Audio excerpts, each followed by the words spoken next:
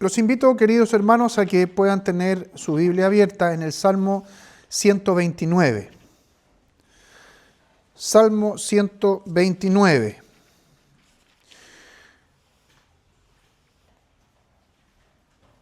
¿Cuántos de los que están aquí presentes hoy día, si pudieran mirar su vida en retrospección, analizar su vida, podrían decir con gratitud que el Señor ha sido bueno, que el Señor ha sido misericordioso, que ha sido compasivo? 1, 2, 3, 4, 5, 6, 7. Hay algunos que no. Bueno, quizás para aquellos que no creen eso, sea de manera especial el sermón de hoy día, ¿ya?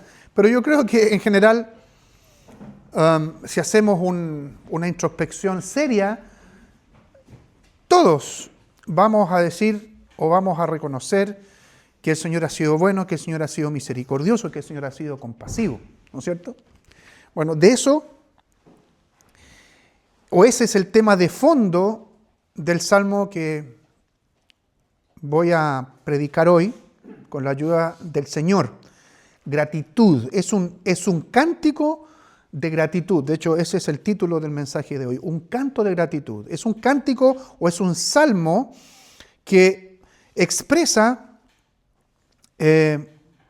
alabanza y gratitud por la acción misericordiosa de Dios.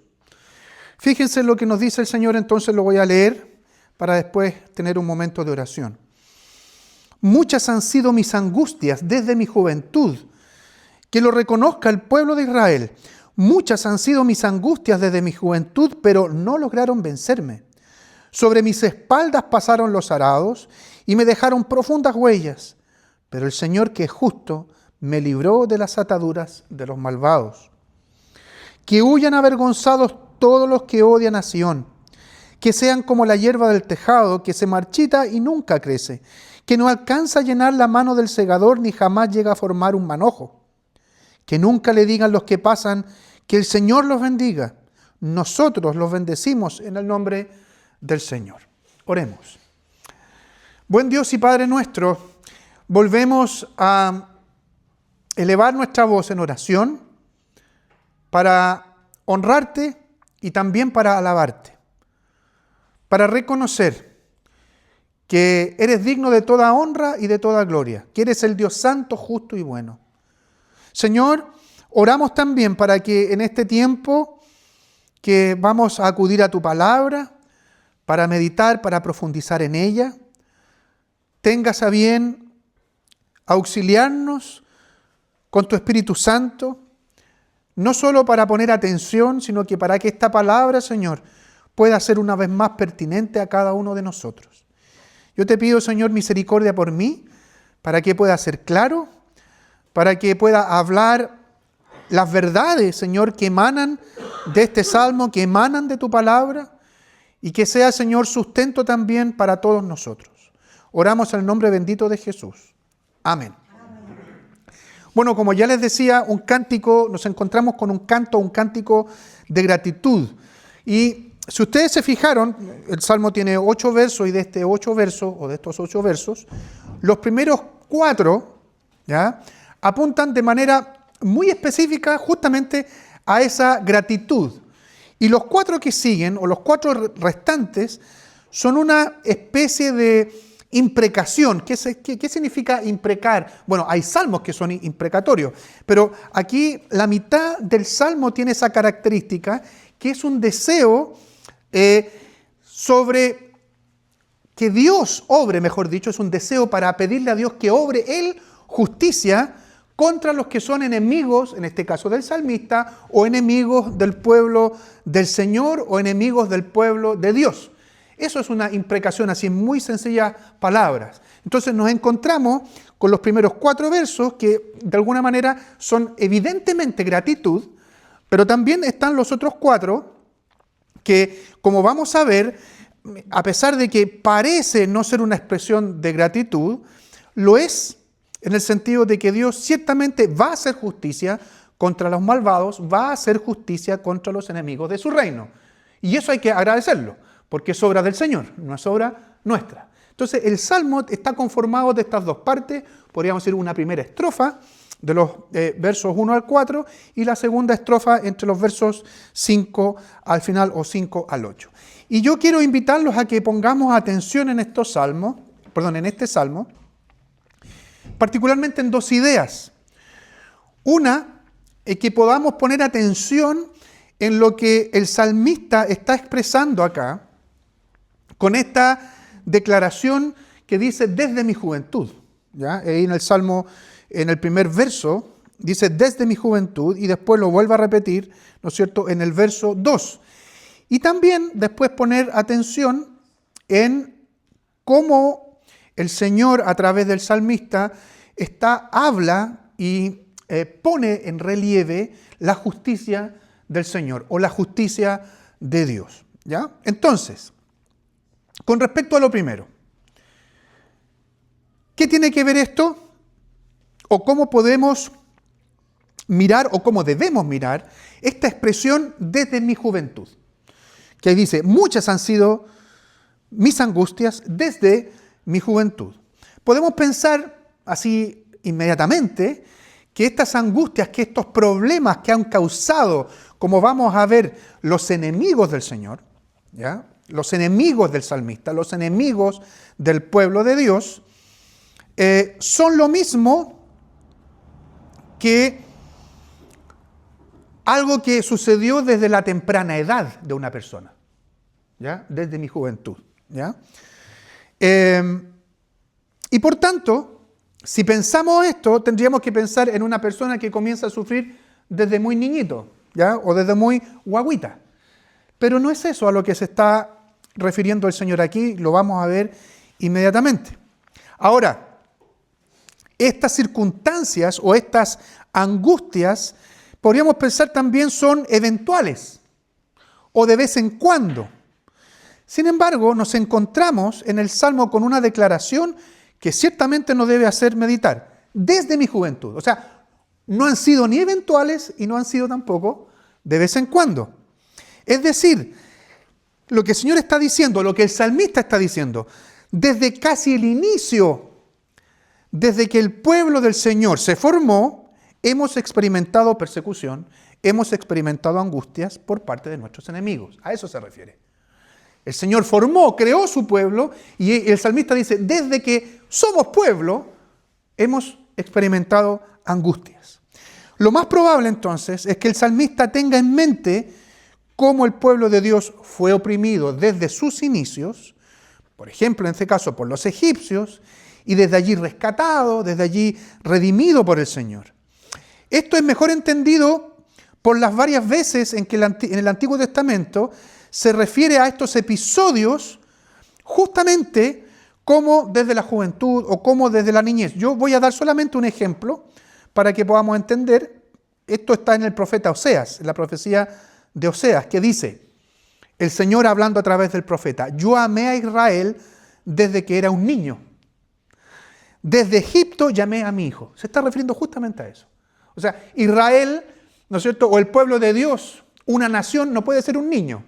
Pero está usando también este sentido figurado para decir, el Señor, yo lo amé desde que era joven como pueblo, joven como nación, o pequeño como nación. Y desde allí lo llamé, desde Egipto lo llamé.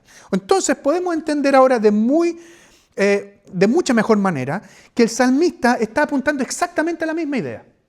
O sea, que desde que el Señor formó el pueblo, formó su pueblo, este pueblo comenzó a vivir angustias, comenzó a vivir problemáticas.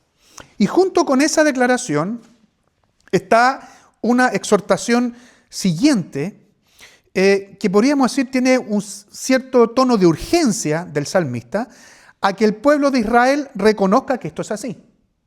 Miren, muchas han sido mis angustias desde mi juventud.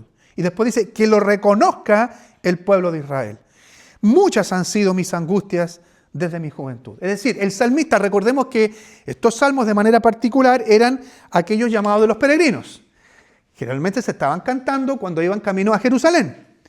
Y en esta, ¿no es cierto?, podríamos decir, en esta caminata, iban cantando este salmo y otros, Pero particularmente estamos centrados en este, donde decían, miren, y cantaban y recordaban, han sido muchas nuestras angustias. Reconózcanlo. Imaginémonos un coro contestaba por allá, sí, así es. O en nuestro contexto, amén, así es. Muchas han sido las angustias desde que éramos, ¿no es cierto?, jóvenes como pueblo. Entonces, esta idea va reforzando esta cuestión que aparentemente no hay nada que agradecer. Yo, de hecho, le acabo de decir que el título es un cántico de gratitud, ¿verdad?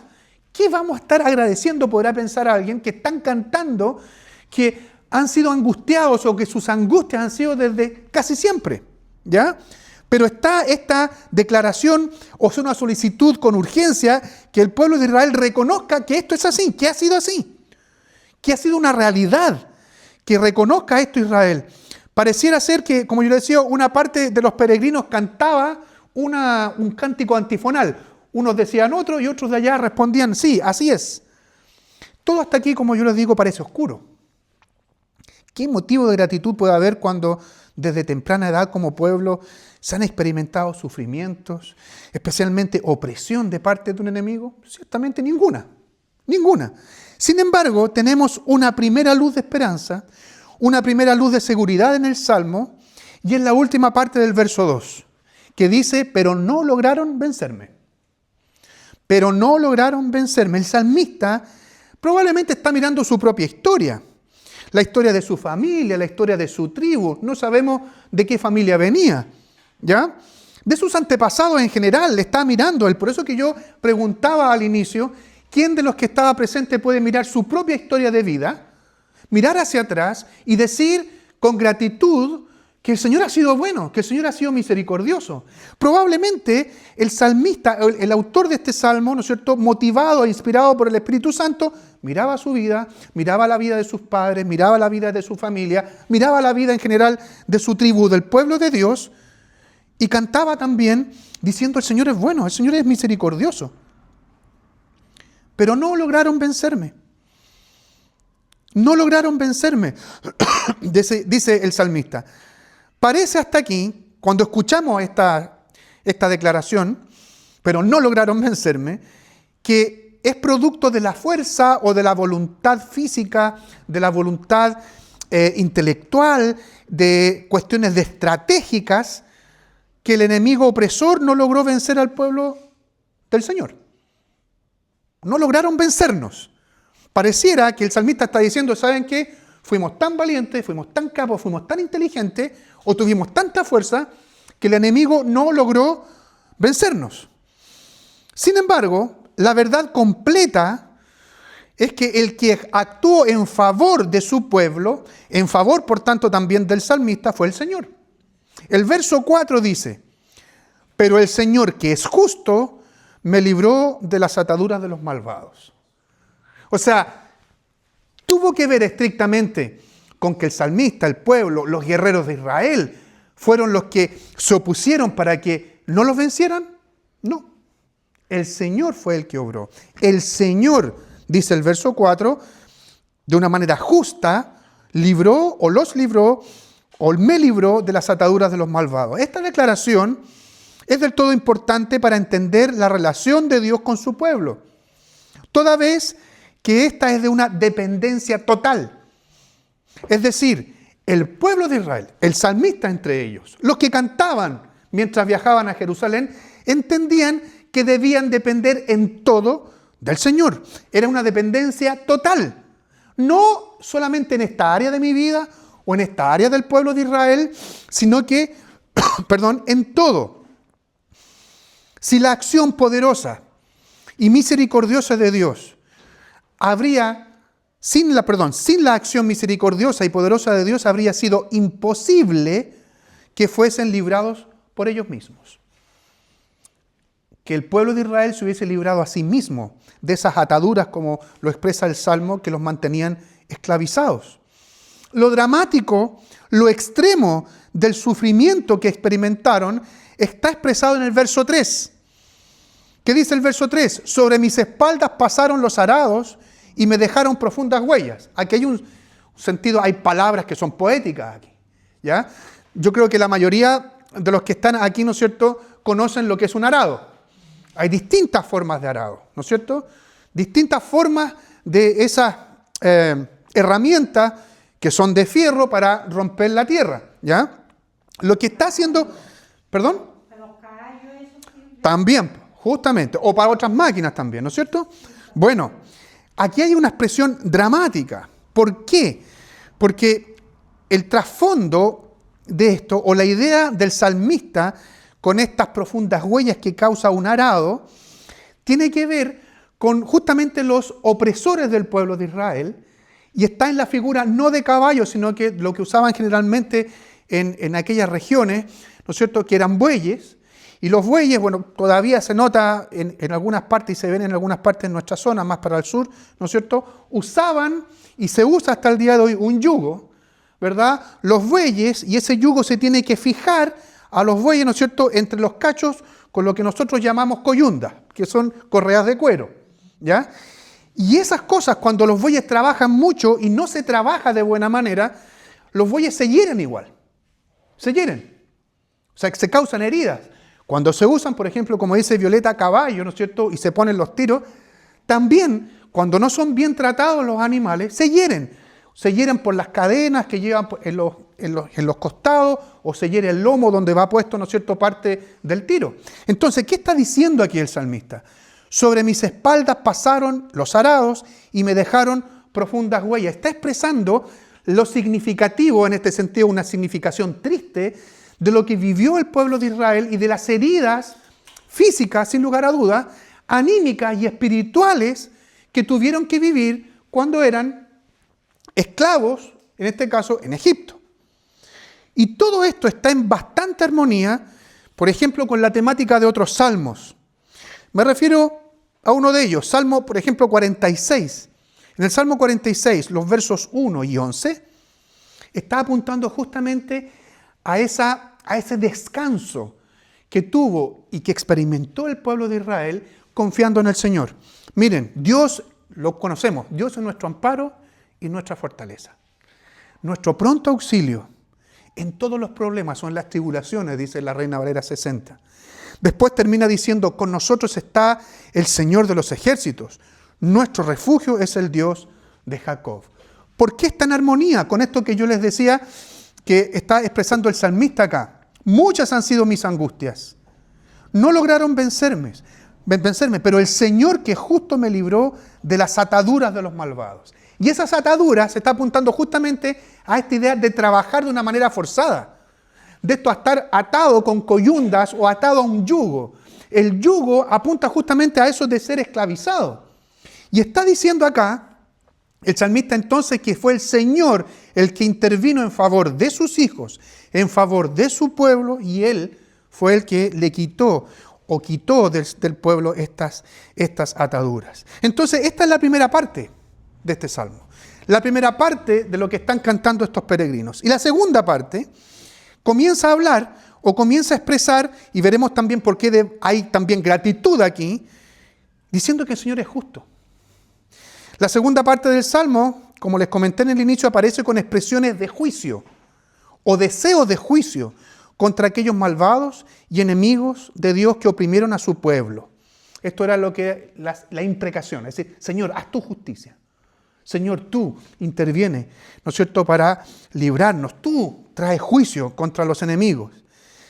La Escritura, si bien revela o muestra a Dios como un Dios misericordioso, como un Dios bueno, también lo muestra como uno que es severo y justo. Números 14, verso 18 dice, yo soy el Señor, lento para la ira, pero grande en misericordia. Yo perdono la iniquidad y la rebelión, aunque de ningún modo tengo por inocente al culpable. Allí está de una manera muy sintética, o sea, muy sucinta, estos dos polos, digamos así, quizás está mal la expresión, pero estas dos realidades en la persona de Dios. Un Dios misericordioso, un Dios que muestra compasión, pero a la vez un Dios justo y un Dios severo. O sea, estas cosas no están y no podemos ver a Dios como una persona que está disociada de esto. sino que están en la misma persona. Son atributos que Dios tiene. No podemos disociar o separar estos atributos que posee Dios a nuestro antojo. No, Dios es así. Dios es justo, Dios es severo y también es misericordioso y también es bueno. El salmista entiende entonces que en ningún caso es lícito tomar la justicia en sus manos. ¿Ya? O sea, el salmista no dice, déjame, Señor, ir y vengarme. O deja que nosotros nos venguemos. No, el salmista entiende que eso no es lícito.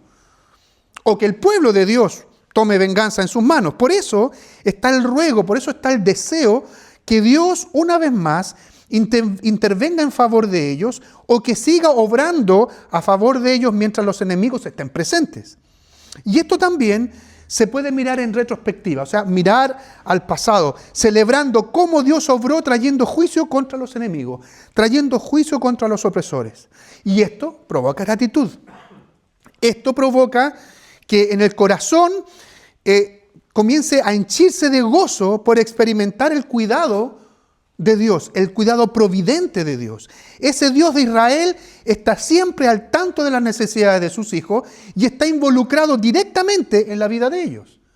O sea, cuando el salmista está diciendo, Señor, trae juicio, y lo vamos a ver cómo lo expresa, el salmista está diciendo, gracias por esto. Gracias porque tú lo harás. Gracias porque lo vamos a ver otra vez. La motivación de los enemigos es el odio a Sión.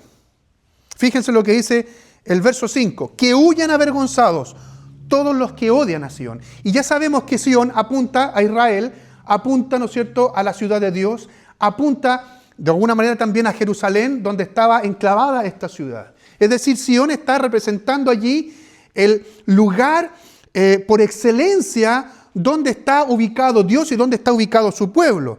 Entonces dice el salmista de alguna manera que la motivación de los enemigos es el odio. Y el odio a Dios y el odio a su pueblo. Que huyan avergonzados, dice el verso 5, todos los que odian a Sión. Los enemigos de Dios son enemigos de su pueblo. Y por tanto buscarán la destrucción del pueblo de Dios. Pero como ya vimos, esto será interrumpido por la obra poderosa de Dios a favor de los suyos. Como lo expresa el salmista en otro salmo. Salmo 125, verso 3, que ya lo vimos en otra predicación. Jamás se impondrá el cetro de los impíos sobre el país de los justos. Y aquí obviamente está hablando del país de los justos como Jerusalén de manera particular, como la ciudad de Dios. Jamás se impondrá el cetro. El cetro, ¿se acuerdan que era este bastoncito que usaban los reyes y que con ese bastón de alguna manera era una imagen de poder o de autoridad? Jamás se impondrá la autoridad o el poder de los impíos sobre el país de los justos.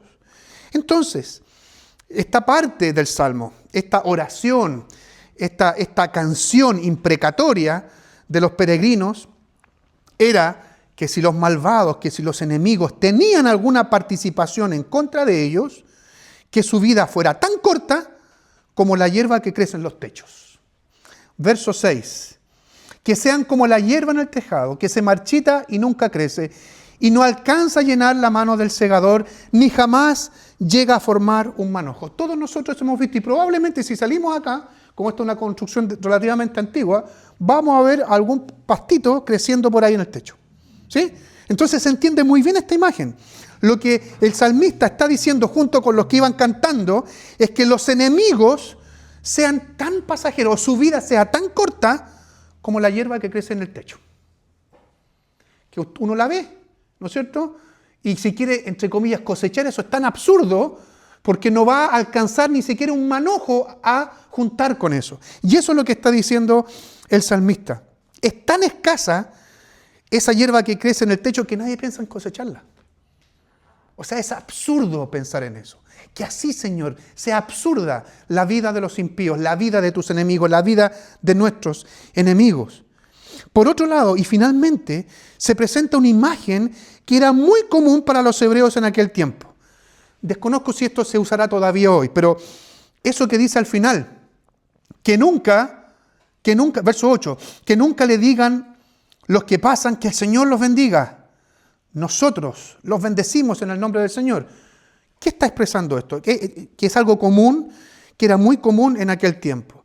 que era que cuando las personas estaban cosechando realmente, no en el techo, sino que cosechando hierba o cosechando trigo, las personas, los vecinos o los paisanos, digamos, parte del mismo pueblo, parte del mismo Israel, y que veían a personas cosechando, le deseaban que Dios bendijera esa cosecha.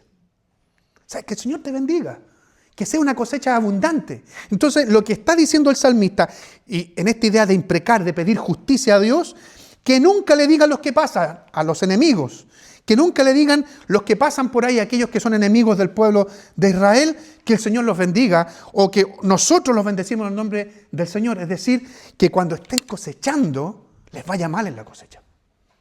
O sea, que no tengan cosecha. Que el Señor en realidad los maldiga más que los bendiga. Entonces, el salmista lo que está diciendo, Señor, trae juicio también en esto, para que aquellos que son tus enemigos no lleguen a tener sustento. Nosotros los que estamos pasando por ahí, ¿no es cierto?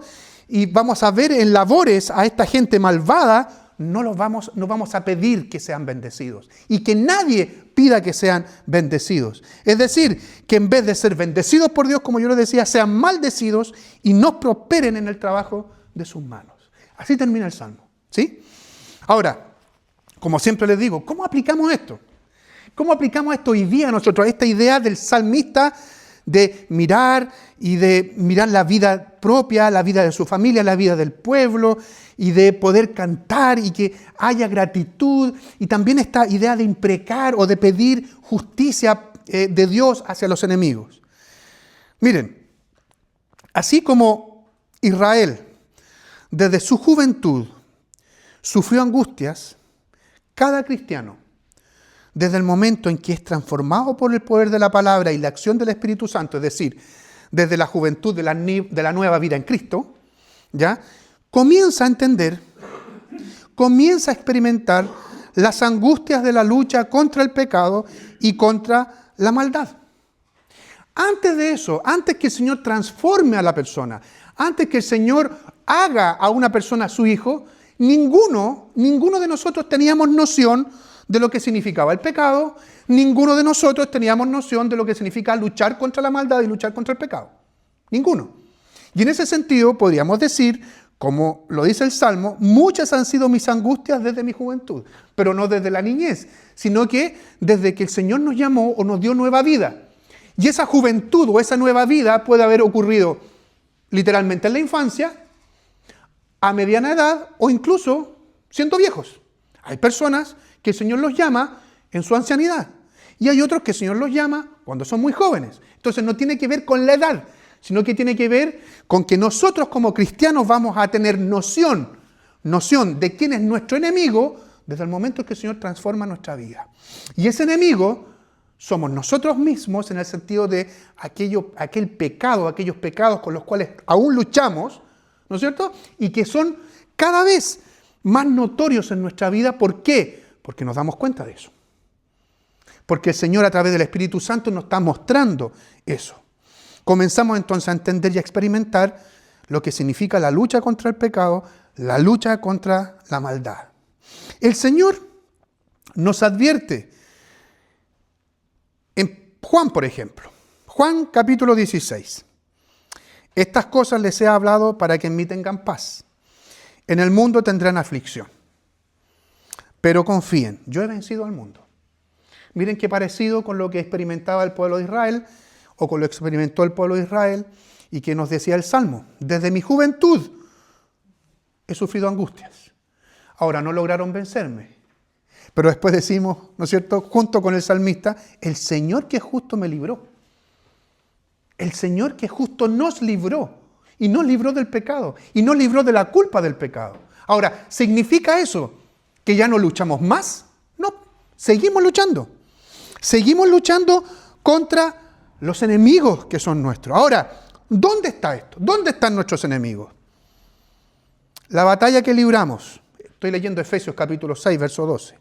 La batalla que libramos no es contra gente de carne y hueso, sino contra principados y potestades, contra los que gobiernan las tinieblas de este mundo, contra huestes espirituales de maldad en las regiones celestes. Alguien podría decir, ¿acaso no tenemos enemigos de carne y hueso? Seguro, probablemente. Personas que son enemigos. personas que nos causan problemas. Sí, es cierto, pero esos no son los principales enemigos. La Escritura dice que nuestra lucha, nuestra batalla, la que libramos de una manera más férrea, no es contra gente de carne y hueso, sino contra principados y potestades, contra los que gobiernan las tinieblas en este mundo, contra huestes espirituales de maldad en las regiones celestes. Nuestra guerra es espiritual. Y la guerra espiritual, hermanos, no tiene que ver, no sé si me refería a esto con ustedes en algún momento, con este tipo de guerra. No, vamos a hacer guerra espiritual y vamos a orar.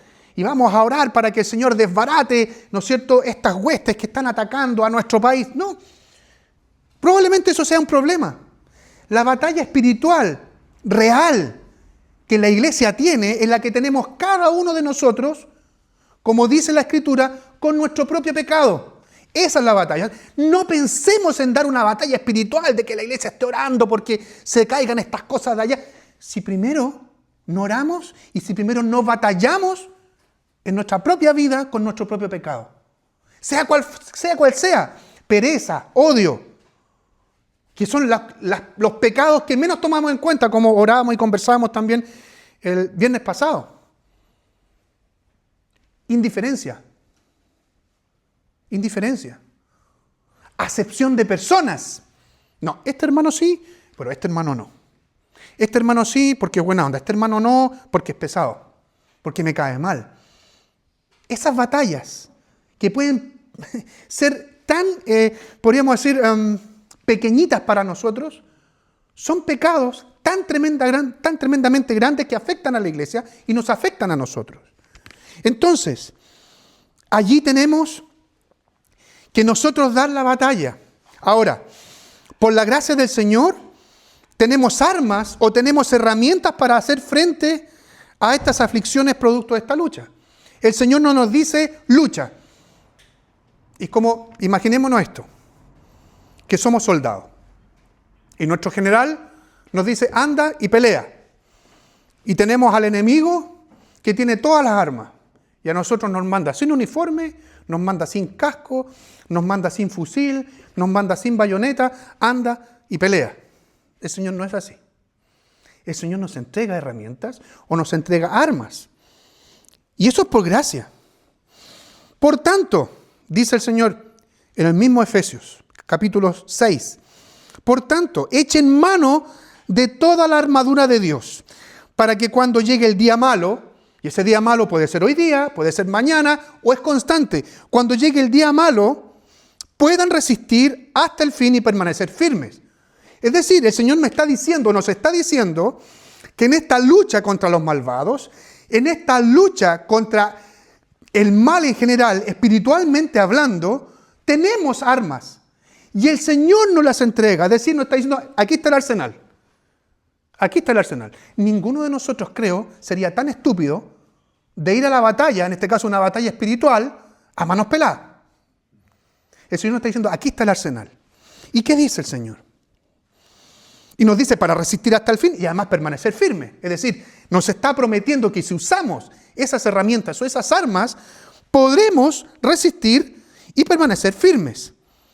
Esta armadura está compuesta por la verdad. Dice ahí, si ustedes leen Efesios capítulo 6, verso 13. La verdad como un cinto, como un cinturón. Y la verdad que la encontramos en la persona de Cristo, que nos guía por medio de su Espíritu a toda verdad. Otra herramienta, otra arma, la justicia, como una coraza. El mismo Cristo, que ya ha obrado para hacernos justos delante del Padre, nos da esa justicia y nos hace justos. Es decir, recuerden esto cuando salgan a luchar espiritualmente, recuerden que en Cristo está toda la verdad, recuerden que en Cristo ustedes son justos. Pero también dice el Evangelio, como si fuera su calzado, las botas, los botines. El Evangelio que le va a permitir avanzar. Otra parte de las herramientas o de las armas. El Evangelio de Jesús, que debemos predicárnoslo a nosotros mismos constantemente.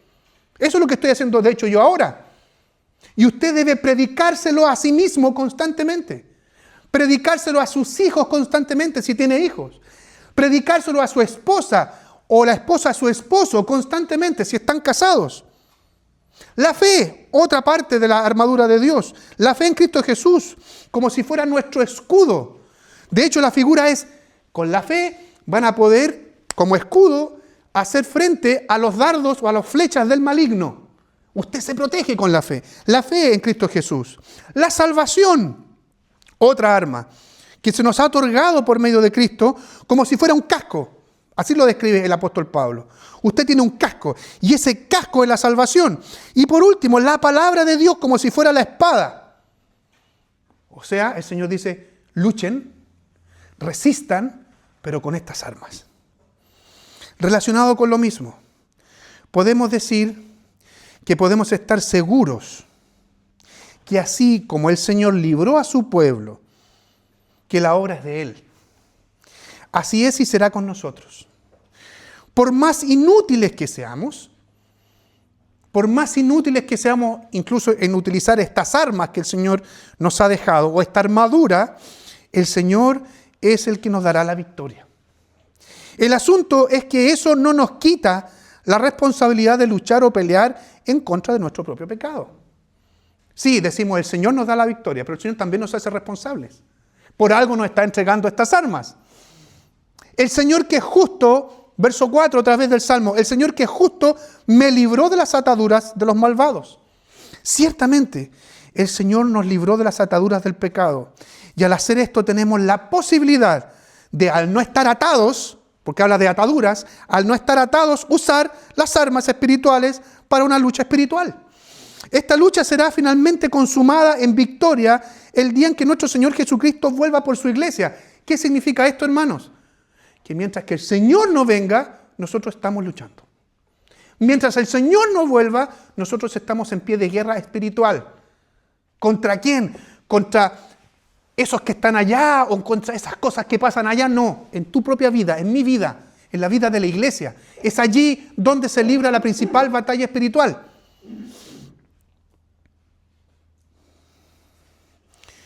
Esto es, hermanos, y es así, que los enemigos del Señor, los enemigos de la iglesia, serán final y definitivamente derrotados.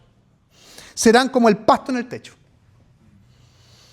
Se marchitará, no dará fruto, no serán jamás bendecidos, sino que por el contrario, la maldición de Dios caerá sobre ellos y serán destruidos.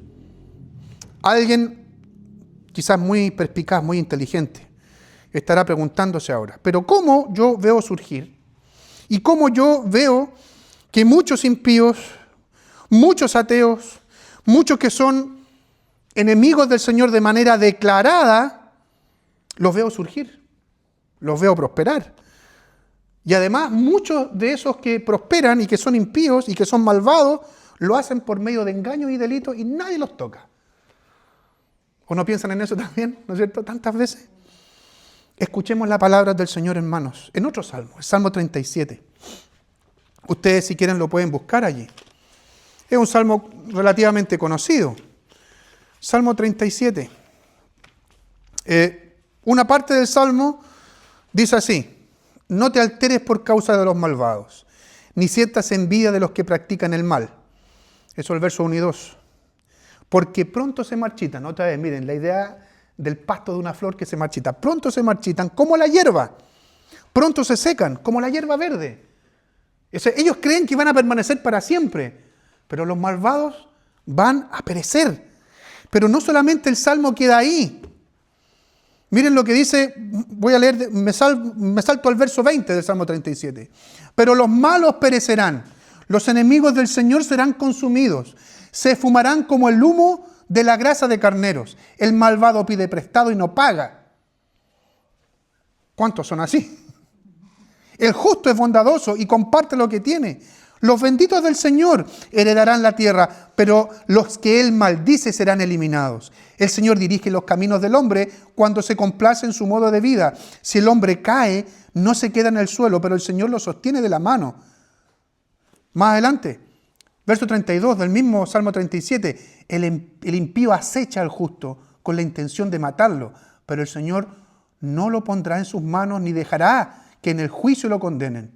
Tú espera en el Señor y sigue su camino, y Él te exaltará y heredarás la tierra. Y así, sigue hablando el Salmo 37. Por último, hermanos, nos hemos dado cuenta que este es un cántico de gratitud. Con lo que hemos meditado y aplicado, ¿creen entonces ahora que tenemos motivos para cantar también con gratitud? Quizás no este mismo salmo, un cántico cualquiera. ¿Será suficiente lo que ha hecho en nuestro favor y solo por gracia a nuestro Señor Jesucristo?